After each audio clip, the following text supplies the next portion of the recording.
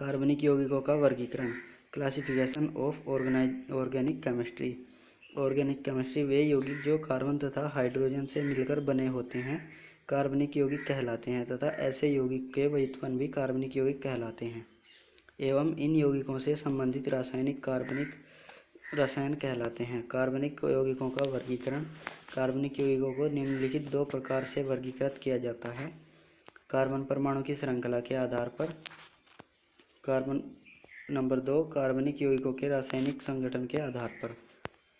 Carbon परमाणुओं की श्रृंखला के आधार पर वर्गीकरण। कार्बनिक यौगिकों को कार्बन परमाणु की श्रृंखला के आधार पर निम्न प्रकार से वर्गीकृत किया जाता है। Number 1, organic chemistry. Organic chemistry दो भागों में बटा है।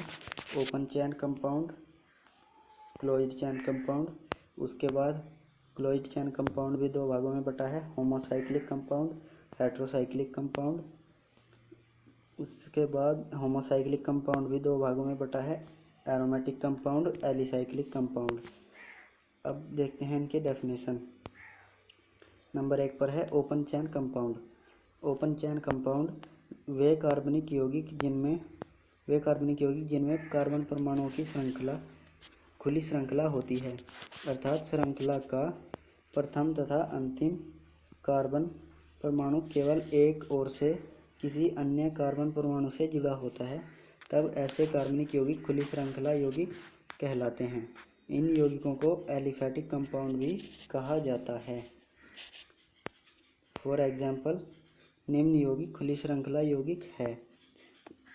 यहाँ पर हमारा यौगिक है CH4H10 जिसका नाम है ब्यूटेन। इसका स्ट्रक्चर है C1C2 1 2 3 4। यहाँ पर ये इसका स्ट्रक्चर हो गया। C4 है तो 4 बार C, H10 है तो 10 बार H।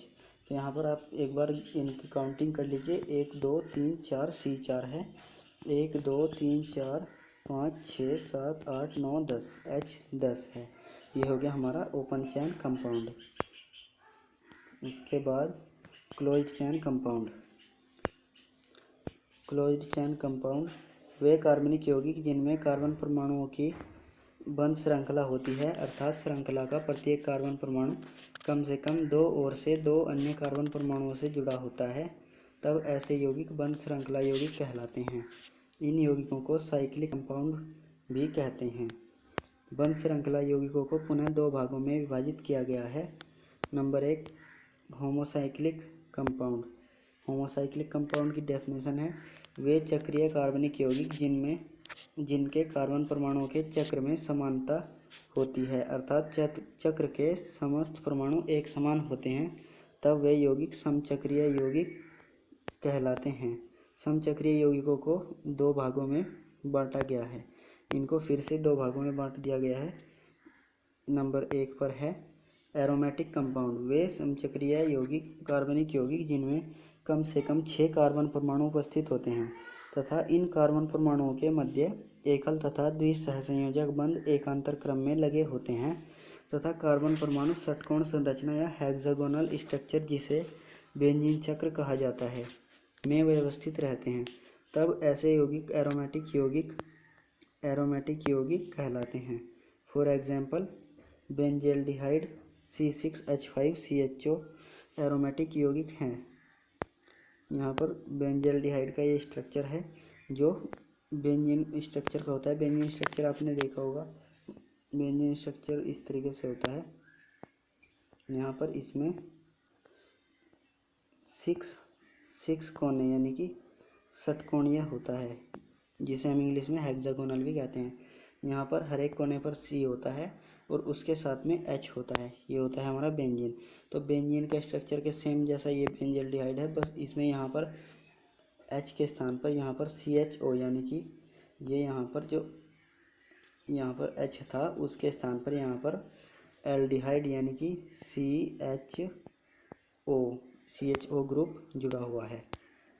उसके बाद एलिसाइक्लिक कंपाउंड वे समचक्रीय कार्बनिक यौगिक जो एरोमेटिक यौगिकों के गुणों को प्रदर्शित नहीं करते हैं, एलिसाइक्लिक यौगिक कहलाते हैं। C5H10 एलिसाइक्लिक यौगिक है जिसका नाम है साइक्लोपेंटेन। स्ट्रक्चर साइक्लोपेंटेन का, पेंटेन मतलब होता है जिसमें 5 कार्बन हो। तो यहाँ पर आप देख सकते हैं इसका स्ट्रक्चर कुछ इस तरीके से है। यहाँ पर 5 कोने हैं, ये होगा पंचकोणीय जिसे हम पेंटेन कहते हैं। ये भी सेम इसी तरीके से यहाँ पर H10 बार जुड़ा हुआ है और C5 बार जुड़ा हुआ है। उसके बाद हेट्रोसाइक्लिक कंपाउंड, वे चक्रीय कार्बनिक यौगिक जिनके कार्बन परमाणु के चक्र में कार्बन परमाणुओं के साथ साथ कोई अन्य परमाणु जैसे नाइट्रोजन, सल्फर, ऑक्सीजन आदि भी उपस्थित होते हैं। वे यौगिक हेट्रोसाइक्लिक यौगिक कहलाते हैं। फॉर एग्जाम्पल पिरीडीन, पिरीडीन का जो फॉर्मूला है C5H6N, ये हेट्रोसाइक्लिक कंपाउंड है। इसका फॉर्मूला भी सेम बेंजीन की तरह है, लेकिन इसमें सिर्फ ये अलग है, यहाँ पर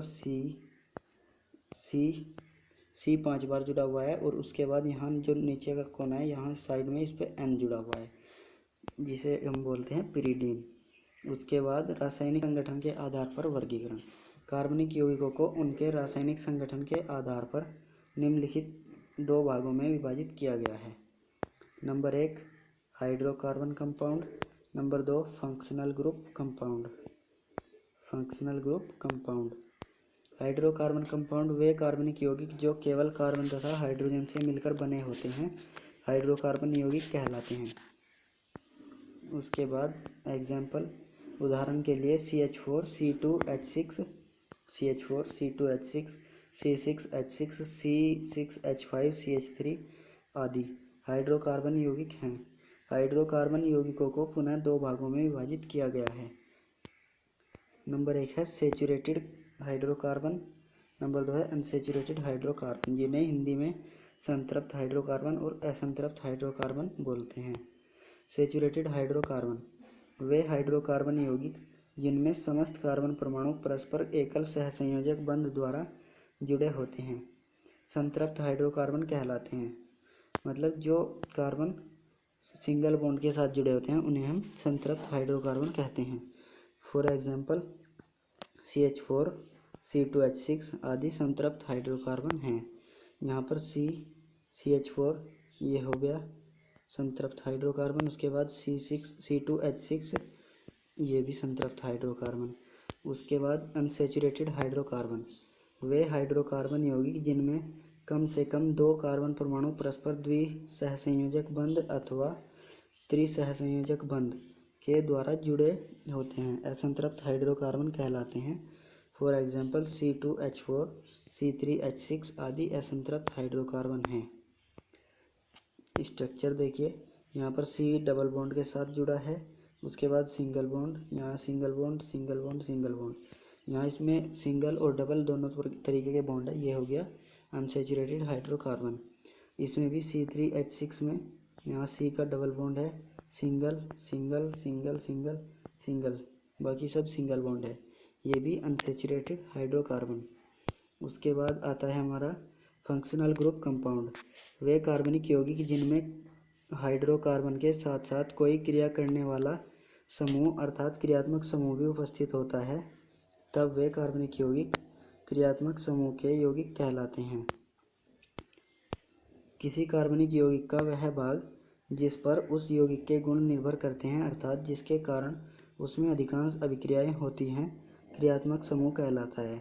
क्रियात्मक समूह के आधार पर कार्बनिक यौगिक को विभिन्न श्रेणियों में विभाजित किया गया है, जो निम्न से कुछ प्रमुख श्रेणियां निम्न प्रकार है।